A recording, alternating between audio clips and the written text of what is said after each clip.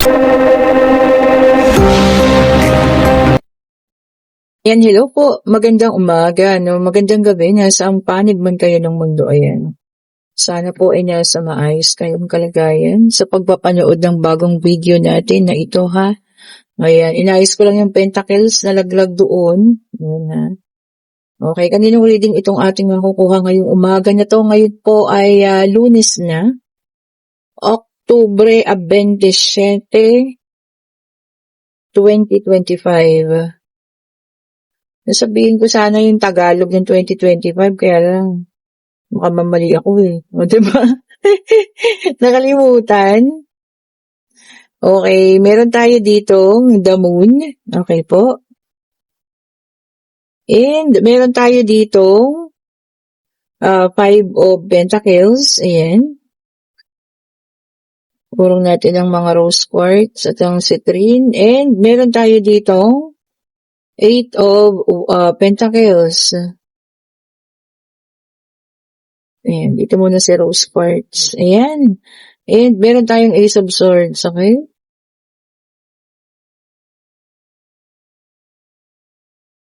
Tingnan pa natin.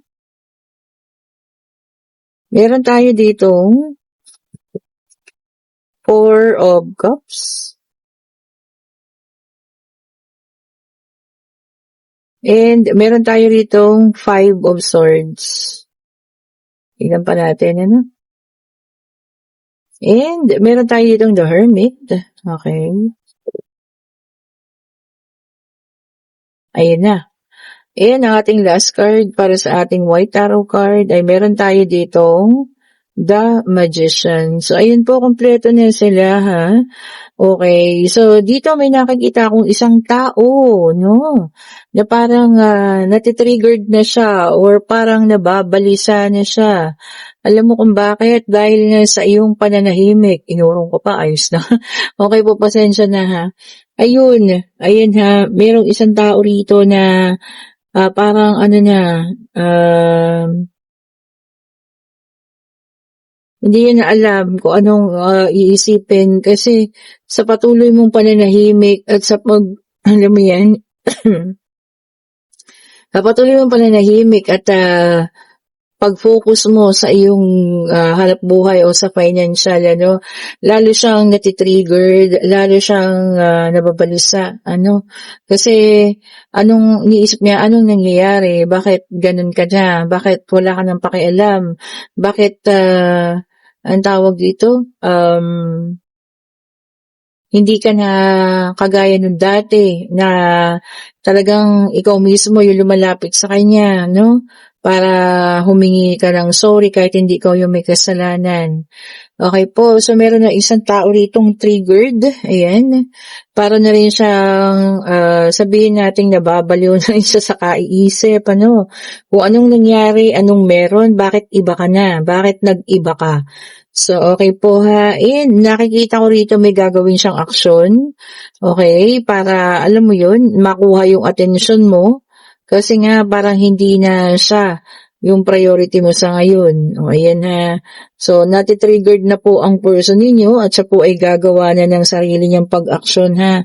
Or gagawa na siya ng isang bagay na para matriggered ka. O, ayan ha. Kung ano man itong gagawin niya, naku, sana hindi naman ito makakasakit sa'yo ha. O ng physical o kung ano man, ano.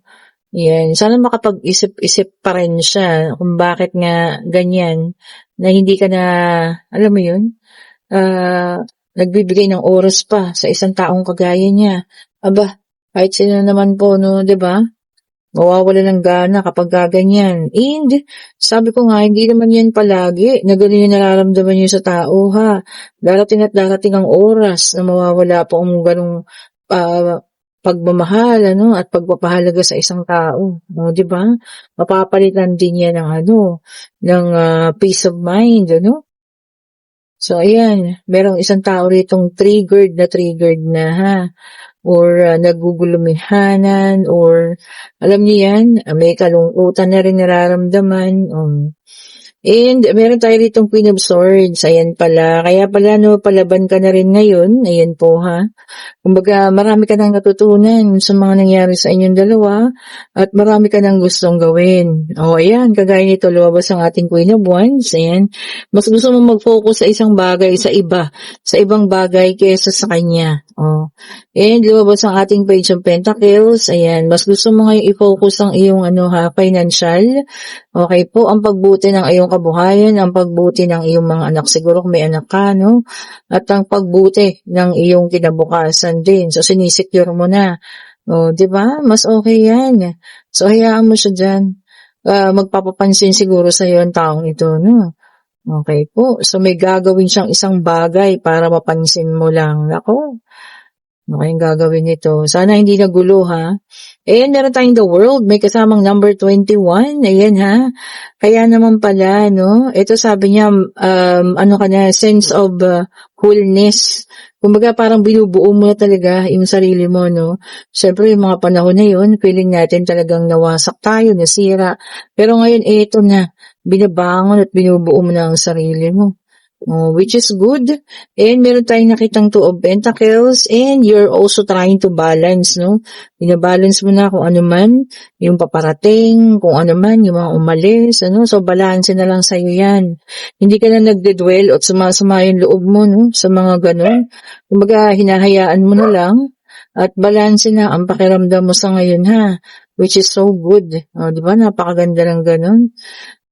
Ito pa ang isa. Ikagugulat niya to. Ayan talaga kasi nakapili ka na. Meron tayong Two of Wands dito and mas napili mo, no, yung mas mabuti, yung mas maayos, no, kung saan magiging maayos ka. Di ba? Napakaganda po, ha? Kasi nakapili ka na eh. Tapos sa pananahimik mo, ayan, para na siyang mababaliw at mawawala sa sarili, no? Okay, so may 21 tayo and may number 6. May kasamang The Lovers. Ayan, ha. Okay po, ang The Lovers kasi, sabi niya rito, no, talagang ikaw, no, kumbaga yung connection, gusto niya kasi, no, magbalik yung connection ninyo. Meron siya mga desire. Ayan, ha, gusto niya pa rin yung relationship ninyo. Pwede ba yun? Iniwan mo na yung tao, di ba? Ngayon, meron ka palang mga naisin pa. Ayan talaga, no? So, ito kasi, Four of Swords, ayan, and sabi niya rito, no, parang peace of mind, ang pinaka-sanctuary mo ngayon, ano? Mas gusto mong doon kaysa dun sa mga bagay na bumabagabag pa sa isipan mo. Kaya mas napili mo na ganyan nga, iwanan na, no, bitawan na yung mga taong toxic, which is so good. Diba? Napakaganda. And, tignan pa natin sa isang deck of card, ha? O ano pa po? Ang paparating. Ito para sa iba naman to, ha? Tingnan natin, ano? Okay, ito na. Tingnan natin. Ay, tumatalon pa, oh. Okay, so dito naman, meron tayo ditong air sign, okay? And this is a Ace of Swords. So, ayan, ha? Magkakaroon ng iba sa inyo, ha? Para sa iba naman, yung pagkalito. O, ayan. Baka maaring meron taong akala nyo nagkakagusto sa inyo, pero, kumbaga, itong mga huling araw, nag-iiba yung mga ipinapakita niya. So, parang nagkakaroon kayo ng pagkalito. Siyempre, di ba? Akala nyo okay na kayo, tapos makikita mo iba naman yung, di ba, ginagawa niya. So, parang malilito ka, ano ba to? May gusto ba to sa akin? O ano ba? Kaibigan lang ba? Ayan, ha. So, magkakaroon ng pakiramdam na pagkalito. And then, meron ulit tayo ditong air sign na naman, Five of Swords. Ayan, ha. And then, meron kayong disagreement. Ayan, ha. Pwedeng disagreement to sa trabaho, pwedeng sa relasyon ninyo, magkukontrahan kayong dalawa, hindi parehas yung magiging desisyon ninyo. Yung isa nakakontra dun sa isa, hindi magiging maayos. Ayan, ha. Kung ano itong disagreement ninyo, sana mapag-usapan. Di ba? And then, meron tayong Knight of Cups, water sign ito in reverse. Okay po.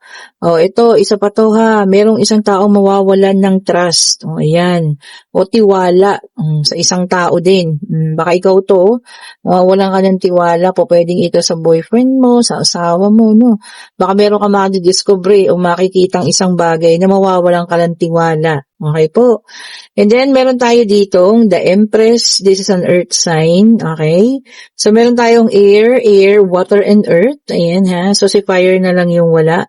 Naka-reverse na naman ang ating the Empress ha. So ang sabi niya rito, no, yung iba sa inyo nagkakaroon ng lack of focus, ayan, nawawala sa focus. Bakit? Baka merong mga taong nagkaka-interest sa inyo, ayan. Tapos, no, nawawala ka doon sa mga alignment na dapat mong gagawin, o, di ba? Siyempre, kapag kinikilig-kilig tayo dyan, nakakalimutan natin yung, minsan yung mga bagay-bagay na dapat gawin natin, di ba? And then, meron tayong the death card, water sign in reverse na naman, ayan ha. Ayan, ayaw sa pagbabago. O, yung iba sa inyo talagang na-stagnant pa. Ayaw sa pagbabago, ayaw umalis doon. Gusto pa rin yung lugar na yun, ano? O, kung sino man kayo dyan. O, tignan nyo rin, di ba? Minsan yung pagiging stagnant natin sa isang lugar na yan, hindi na siya nakakabuti po eh. Ha? Kaya tignan nyo rin, ha? And then, meron tayo ditong Six of Swords, air sign ulit ito, Gemini, Libra, and Aquarius. Ayan po, ha?